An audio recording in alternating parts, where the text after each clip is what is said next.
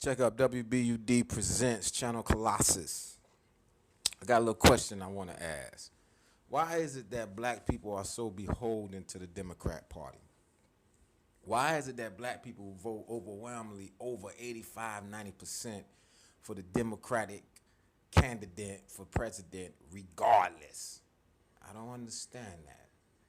And, being out here living day to day, dealing with Negroes, we supposed to be street smart, street savvy. It ain't even no equal when it comes to being street savvy.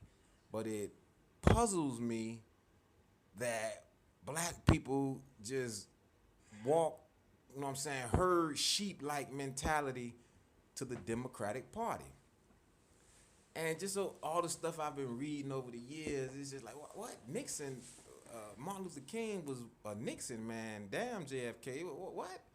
Okay, so man, why are black people so beholden to the Democrat Party? When did black people start voting Democrat? Really, it was during the Franklin Delano Roosevelt years and Lyndon Johnson, LBJ, the damn devil. Okay, blacks voted mostly Republican from after the Civil War and through the early part of the 20th century. Now, that makes a lot of sense because Abraham Lincoln, who freed the slaves, was a Republican president. And the white cats who governed the South were Democrats. So you kind of would have to be a fool to look around you and vote Democrat with all these rednecks against you. And then the main guy, Lincoln, freed you. He's a Republican. I'm going to run with him. When I found out Lincoln was a Republican, what the hell? Hold up, man. That's when my brain rent start happening. Brainwashing, and you start getting brain rinsing. Okay, so like I said, Lincoln was the first Republican president to free the slaves, and the rednecks in the South were Democrats, Negroes. The Democrats didn't even welcome blacks until the 1924 Democratic Convention. Blacks weren't even permitted to attend the Democratic conventions until 1924. And the election of Franklin Delano Roosevelt in 1932 marked the beginning of change. He got 71% of the black vote in 1936. Even then, the number of blacks identifying as Republicans was about the same as the number who called themselves Democrats. So it was always, you don't know, you're a black person, you don't know who they are for until you know the policies of the candidate that's running. You couldn't just walk up to somebody and say, I bet he's a Democrat, a black man anyway, a black woman, and say, I bet he's a Democrat, I bet she a Democrat. No, it was damn near 50-50. It wasn't until Harry Truman got 77% of the black vote in 1948 that the majority of blacks identified themselves as Democrats. You know what I'm saying? Harry Truman, he desegregated the armed services and signed executive orders setting up regulations against racist bias in federal buildings. You know what I'm saying? He was the one that put all that in effect. So I can see why the black people were geared towards him and his policies. But even after that, the Republicans still got a large slice of the black vote for several elections. Dwight D. Eisenhower got 39% in 1956. Nixon got 32% in a narrow loss to JFK in 1960. Now, I go back to Nixon because this is what knocked me off my feet when I found out Martin Luther King the Great was a Nixon man. He didn't care nothing about no JFK. And that just messed my head up because I remember growing up at my grandmother's house, they would have them plates on the wall. The one plate would be JFK, the other plate was Martin Luther King.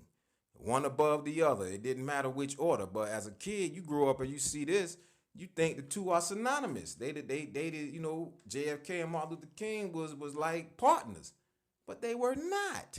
Martin Luther King was a Nixon man. Okay. Jeez.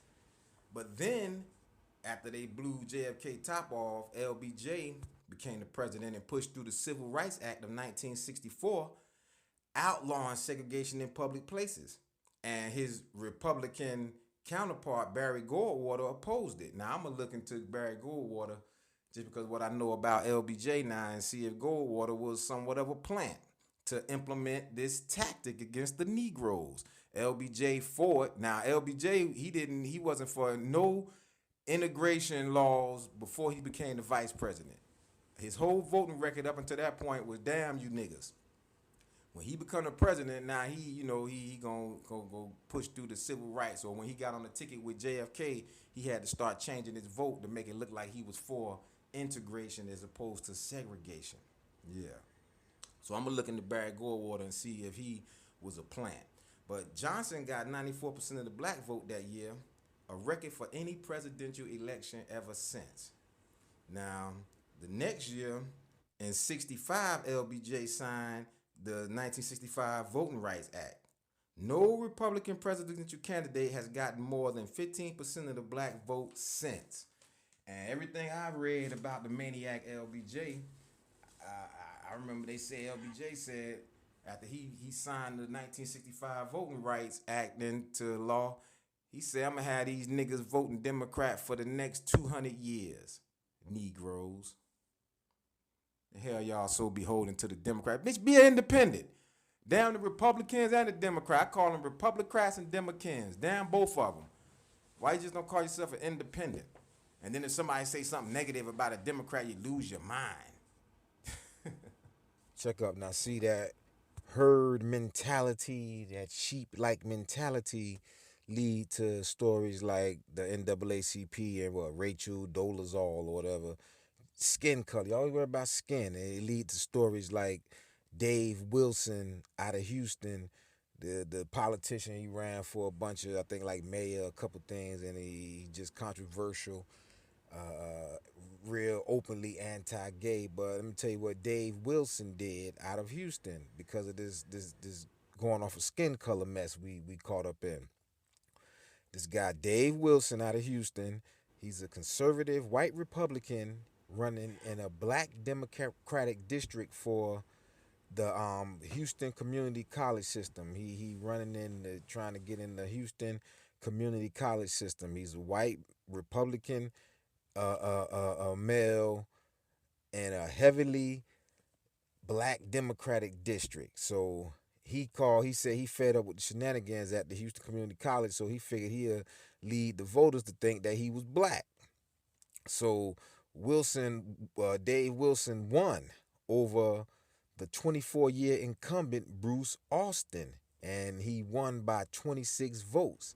Now, what the white man Dave Wilson did to win in the black district, his tactics, it was based on low information. Cats not paying attention to what's going on. He sent out flyers. His tactics were he sent out flyers with pictures of smiling African Americans on the flyers to people's houses, And one of the set of flyers he sent out, he had a statement on there saying he was endorsed by Ron Wilson.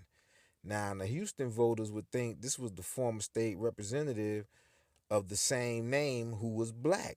Ron Wilson, who was a state representative, and he's a black man. So when the white dude, Dave Wilson, put on there that he was endorsed by Ron Wilson, the black people, okay, whatever. And in the fine print, it stated that Ron and Dave were cousins.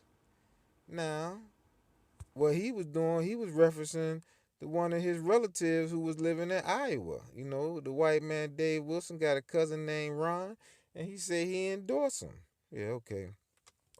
Now, his opponent, Bruce Austin, tried to counter with flyers showing Dave Wilson's white face, but his campaign was caught off guard, and the white man beat him. And it was basically because of that we voting off of skin color. You vote off skin color, you put people in position. Rachel Dolezal, Barack Obama, Barack Obama. You get stuff like that based on skin color. It's all good. Now we're talking to DMX. Now DMX, let's talk politics for a second. Yeah. Barack Obama. That's it. That's it? That's it. Why Barack Obama? Huh? Why? Is he black?